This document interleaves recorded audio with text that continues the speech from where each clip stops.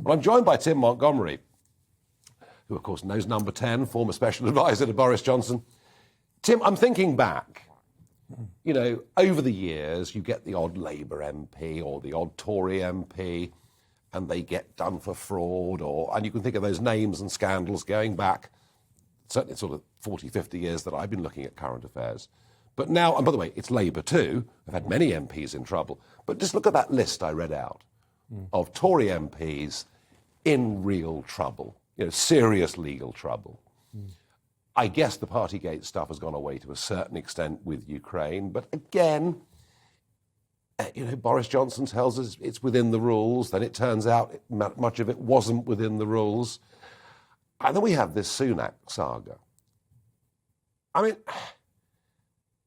it just seems to me that one of the reasons Brexit happened was we'd sort of lost a bit of faith in the direction our political class were taking us.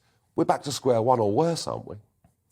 Well, I think you started by talking about how Boris had performed well on the Ukraine crisis, and I agree with you with that.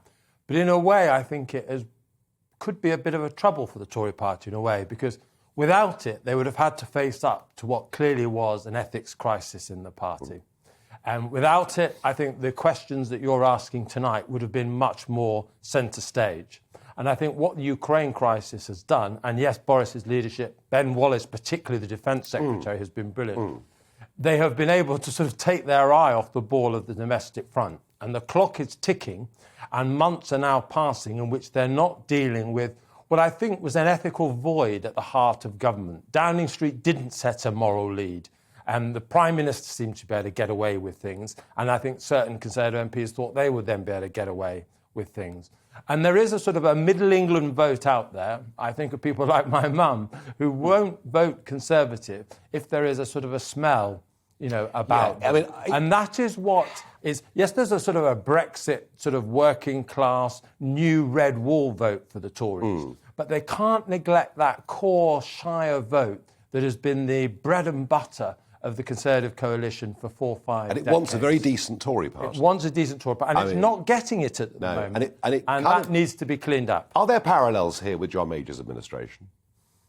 Because in a sense, you know, the famous back to basics speech, and it all fell to pieces, and all right, maybe 18 years in power was too long. But it was reputation, wasn't it? The reputation of the Conservatives fell. And I could be wrong, Tim, but I think on the current trajectory, they're going to lose the next election. Because I just don't see where the enthusiasm to go out and vote for them is. And I'm noticing Labour outflanking them. Labour now talking pro-business. Labour now talking lower taxes with the national insurance rises. Labour today getting tough on protesters on the street. They're in danger of being outflanked on all of these things. Well, because I think we forget, really, the Tories have now been in power for 12 years. We've had it's been slightly confusing because we've had the coalition, then we had Theresa May, and now we've had Boris Johnson. But there is almost in every institution, any organisation that's been in power for a long time, complacency sets in, and particularly with the weakness that there has been in Her Majesty's opposition. You look across the House of Commons, you think those people are never going to replace us. But actually, Labour are slowly getting their act together. For me, there's still two Labour parties. There's still a hangover from Jeremy Corbyn's party, as well as the party that Keir Starmer is trying to build. But that's not the topic for tonight. The topic for tonight is the Conservative Party. Trust. Yeah. That's our debate. And I think a lot of Conservatives... Can you tell our viewers, Tim, that they should trust this Conservative Party? Not at the moment, no, because I'm not sure that I can. And I think why there is sort of particular concern at the moment was that, OK, Boris Johnson, many thought was, you know, time limited, but Rishi Sunak was the person waiting in the wings, you know, to be the knight in shining armour in a way. But, you know, there's that joke at the moment, you know, an Englishman, an American, an Indian walks into a pub and the landlord says, "You're regular, sir?" And that sort of sense that the Chancellor of the Exchequer isn't committed to the country for which he is Chancellor of the Exchequer. Well, he was born in Southampton, not India. but when you hold an American green card and you're Chancellor, there is a conflict of interest. There is a conflict of interest. And, you know, today, people on benefits will have had an increase of 3.1%. Yes. Well, every time I go into the supermarket, prices are rising an awful lot faster. Retail price index. 3.1%. Retail price index rising by 8.2%.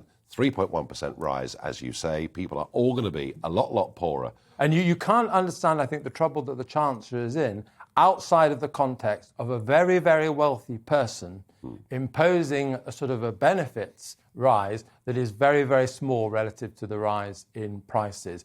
And the biggest danger for the Conservative Party has always been that it's seen as a party of the rich. And if it's retoxified as the party of the rich, it's in very, very big trouble. We've also learned today that Sajid Javid was a non-dom as well. It does look very much like the party of the rich. Final thought, Tim. We're not talking about it much in public in this country at the moment, but May the 5th is not very far away. Yeah. A massive set of local elections, the whole of London, and different elections all around the country. And Boris may be being seen to have a good war in Ukraine in terms of how he's behaved and the leadership that he's given, and we both credit him with that. But when I vote on May the 5th, I'm not voting about Ukraine, am I? No. And frankly, I don't want Keir Starmer and Nicola Sturgeon to hold the balance of power at the next election, which I think is the only alternative to the Conservatives. Labour can't, I think, just looking at the numbers, get a majority.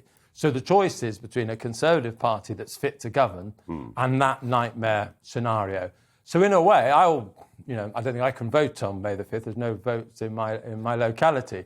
But actually, I do want, in a way, the Conservative Party to be shocked into changing course.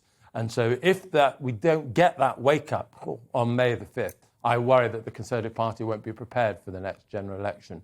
And I think the thing that would frighten the Conservative Party most probably would be a strong showing by the Liberal Democrats. Because it's the strong showing by the Liberal Democrats that will really frighten the Conservatives in the south of England. Devon and Cornwall and Buckinghamshire and all the way through. So we'll wait and see. Tim Montgomerie, they were really quite strong words from a lifelong Conservative. Well, they're getting stronger and stronger. I'll have my membership rescinded soon. Thank you very much indeed for joining me.